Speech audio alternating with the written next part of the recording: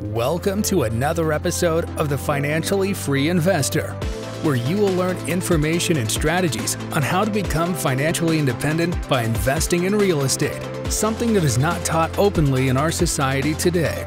Financial freedom matters so you can live a bigger life, retire early, and do what matters most to you. Get ready to hear tried and true methods to becoming financially free with your host, Jordy Clark. Welcome in, guys, to another episode of The Financially Free Investor. Today, we've got a special episode. I know I say that every time, but man, it's just these messages I think are so important to get out there. So I wanted to chat about the three things I learned when we bought our first rental property. This is in 2015. It was in West Jordan, Utah. The owner had owned this property for a while. He was an older landlord. I think he owned 15 or so rentals. Most of them were paid for. And he'd self-manage it. He'd go by, collect the checks from the tenants or the cash from the tenants, and just a great guy all around.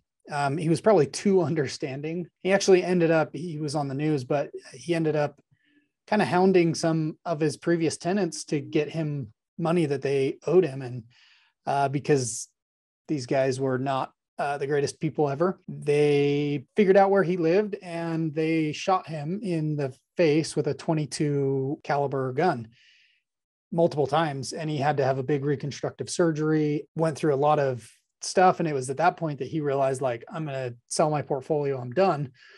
But since he owned them free and clear, and that was like his retirement, he wanted to keep the income stream. So great guy. I had the opportunity to meet him.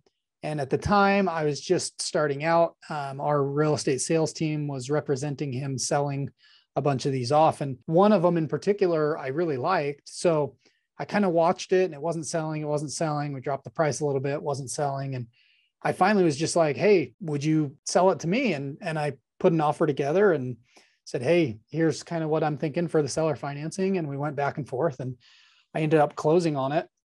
It was a 3-bed, 1-bath bungalow that was built in the 40s in West Jordan. We ended up paying about $121,000 and we put $7,000 down. It was currently rented. Well, it was rented at the time that we purchased it, I think, for $950 a month. Oh, $1,000 a month. So he wanted the income stream. So we did a 10-year seller finance and I took over the tenants. We closed pretty quickly, did an inspection. We closed in like 12 days after going under contract and learned a lot of lessons, really cut my teeth on it. So let's dive in now that I've kind of set the stage and you guys kind of know. The first thing that I learned is tenant screening is 90% of the battle. So these particular tenants, they were on every sort of government handout available. They were accustomed to paying their rent in cash, in partial payments, multiple times over the course of the month, because the previous owner, not that it's right or wrong, I'm indifferent. I've got my personal beliefs on how you should manage your assets, but for him, it worked. So he was able to, swing by 2 or 3 or 4 times a month and collect these partial payments in cash. And so the tenants just thought this was normal and acceptable because they'd been there for a couple of years.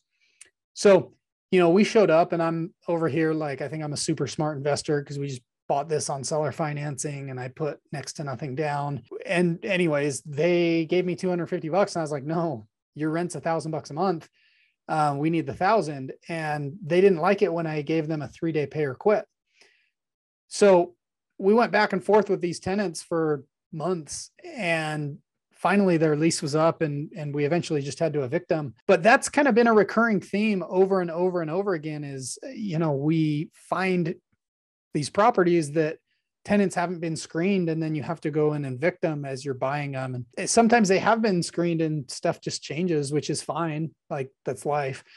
However, if you can buy a property and manage it properly, screen them and look for, obvious things, and have your own criteria set up, then that's 90% of the battle. If you can get a good tenant, life is good. The second thing I learned is that house was kind of a weird house. It was a 2-bed, 1-bath up, and then the basement went into a weird-ish bedroom. And we did a lot of renovations ourselves. I remember painting it myself with my dad. And he's like, what in the crap did you just buy? I was like, oh, this was great. It's a rental. It was kind of a weird house. It had a weird flow. There's some weird aspects to it. It was on a septic tank. It was kind of below street level. Like there was just a couple of weird things.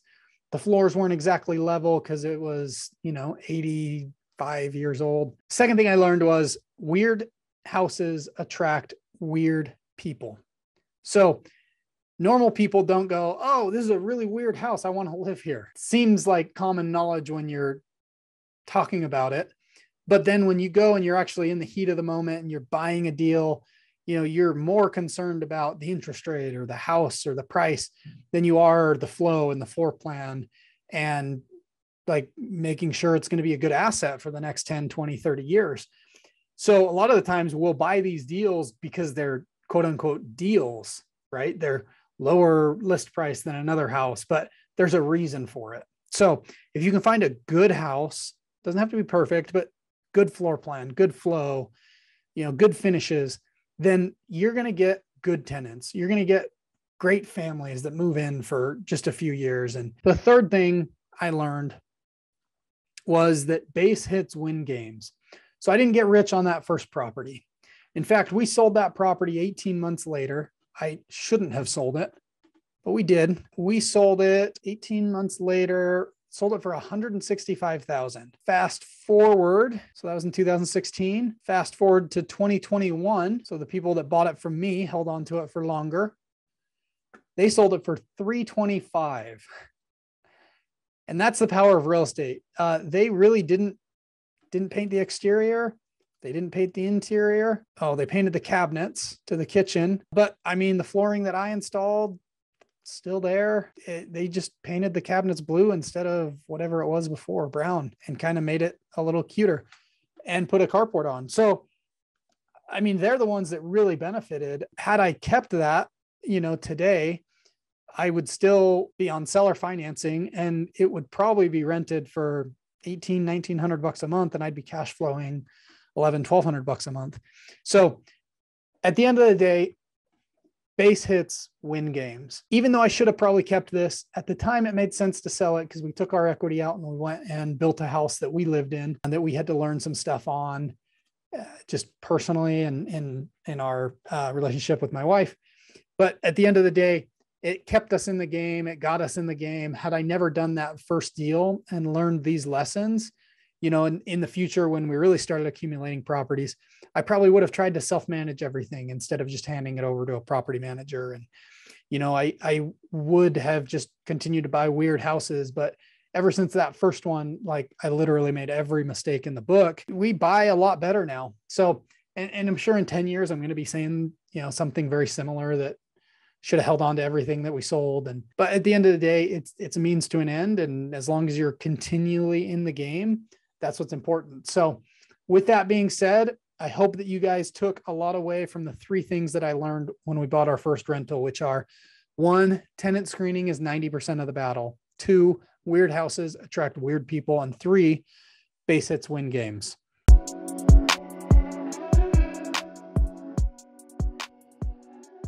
Thank you for joining me for another episode of The Financially Free Investor. If you found value in this episode or know someone who would find value in this information, please share with them, subscribe, and send us a review.